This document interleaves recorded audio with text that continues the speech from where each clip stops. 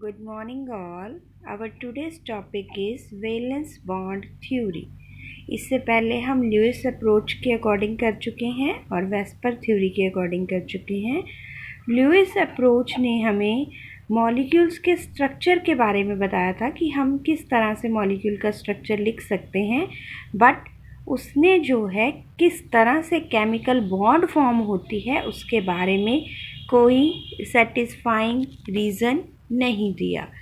ना ही उसने कोई डिफरेंस बताया था, कोई रीज़न बताया कि बॉन्ड जो डिसोसिएशन एंथैल्पी है और बॉन्ड लेंथ है मॉलिक्यूल्स में वो अलग अलग क्यों हैं।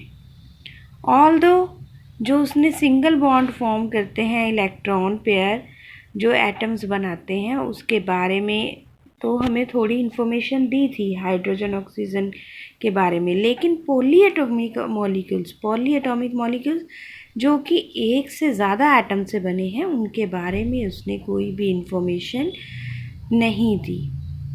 उसके बाद जो वेस्पर थ्योरी आई, वेस्पर थ्योरी ने हमें सिंपल मॉलिक्यूल्स का स्ट्रक्चर दिया थोरेटिकली, लेकिन उसे प्रैक्टिकली एक्सप्लेन नहीं किया गया कि वो उस तरह से वाकई ही बनते हैं, और उसकी जो एप्लीकेशंस थी वो लिमिटेड थी।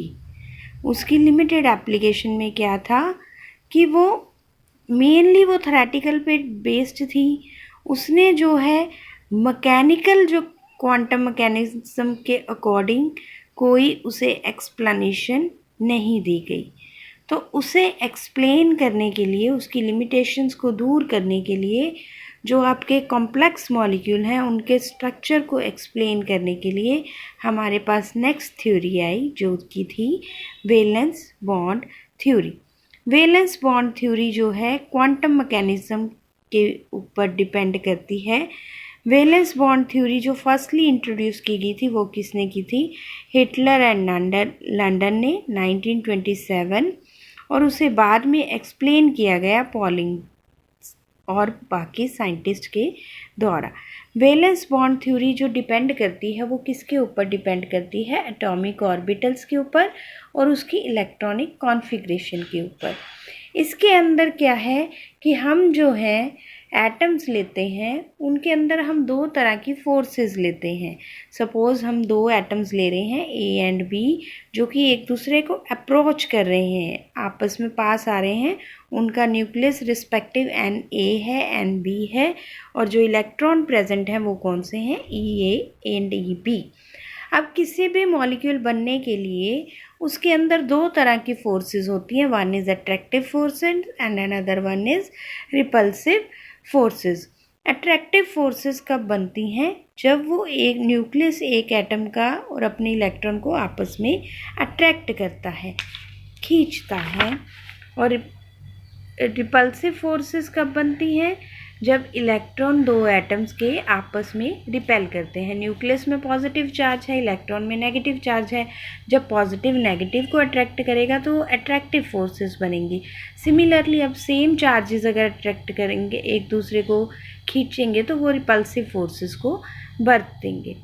इस केस में क्या है, जब वो एक दूसरे को खींच रही हैं अट्रैक्टिव फोर्सेस रिपल्सिव फोर्सेस, तो उसमें क्या है, कुछ नई अट्रैक्टिव फोर्सेस भी हो जाती हैं।